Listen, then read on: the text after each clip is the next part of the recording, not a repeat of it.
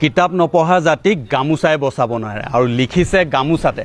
চক এনেকৈ জুবিনদাৰ 9টা মহৎবাণী আৰু লগতে 9টা গীত লিখি উলিয়াইছে শিপিনী ডালিমী লাহন গগৈয়ে। এয়া চক প্ৰায় 30 ফুটৰ ওপৰত এখন গামোচা হয়, আপোনালোকে দেখা পাইছে।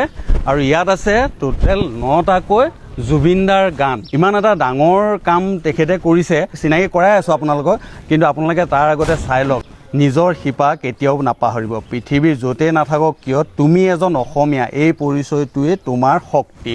এনেকৈ জুবিনদাৰ বহুত ধুনীয়া ধুনীয়া গীত আৰু মহৎ বাণী কিছুমান তেখেতে বৈ উলিয়াইছে। আৰু বন্ধুসকল, মই বৰ্তমান আছোঁ ডিব্ৰুগড় জিলাৰ খোৱাঙৰ হালধিবাৰী আহোম নগৰ, আৰু মোৰ লগত আছে শিপিনী ডালিমী লাহন গগৈ। বাইদেউ নমস্কাৰ। নমস্কাৰ। হয় বাইদেউ, আপুনি এটা কথা কওকচোন যে এই কামটো কৰা আপোনাৰ মনত কেনেকৈ আহিলে, বা আগৰ পৰা আপুনি কৰি আছিলে নেকি? আগৰ পৰা কৰি থকা নাই, হঠাৎ জুবিনদা হেৰাই যোৱাৰ বাবে বহুত কষ্ট পালোঁ।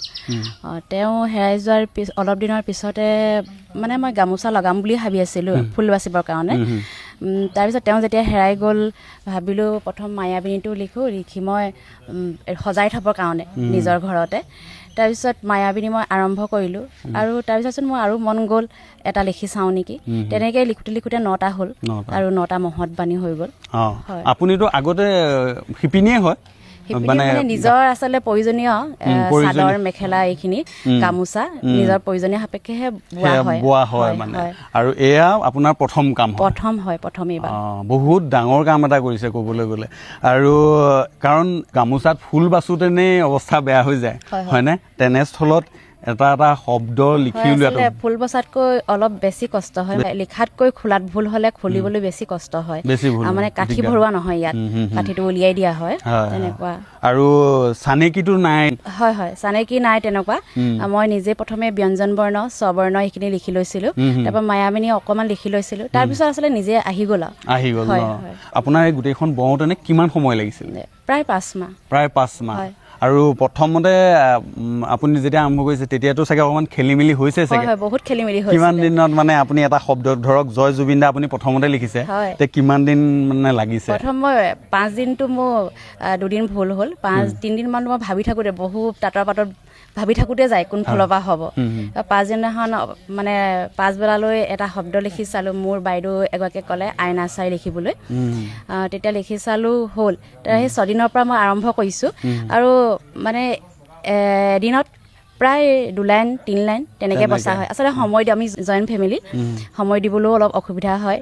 দিনটো 2 ঘণ্টা 3 ঘণ্টা তেনেকৈ মই বৈ শেষ কৰিলোঁ। ধৰক থাপনা বা ক'ৰবাত যে এনেকৈ গামোচা কিছুমান ৰামকৃষ্ণ লিখা থাকে, সেয়াও আপুনি আনি পেলাই কাৰোবাক কৈছিলে?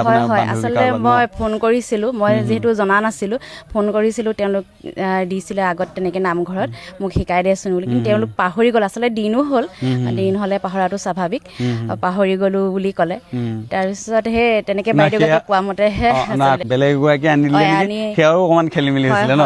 মোৰ ওচৰতে আছে বাইদেউগৰাকী আছে, তেওঁ লিখিছিলে আগত, তেওঁ দিলেহি, তেওঁ এনেকৈ মই লিখিছিলোঁ বুলি ক'লে, কিন্তু তেওঁ কোৱা মতেও মোৰ ভুল হৈ গ'ল। হয়, কিন্তু সেই বাইদেউগৰাকীয়ে যেতিয়া আইনা চাই লিখিবলৈ ক'লে, প্ৰতিবিম্ব চাই আচলতে তেনেকৈহে হ'ল আচলতে। চক কিমান এটা কষ্টকৰ কাম, আমি লিখোঁতেনে কি হয় আৰু ব'ব লগা হৈছে তেনেকৈ। আৰু এটা কথা কওঁ যে আপোনাৰ এয়া অব্যাহত ৰাখিবনে নে এই 9টাতে? আচলতে মই এটা অসুখত ভুগি আছোঁ, সেই অসুখটো যদি ভাল হৈ থাকে মই নিশ্চয় চেষ্টা কৰিম আকৌ লিখিবৰ কাৰণে।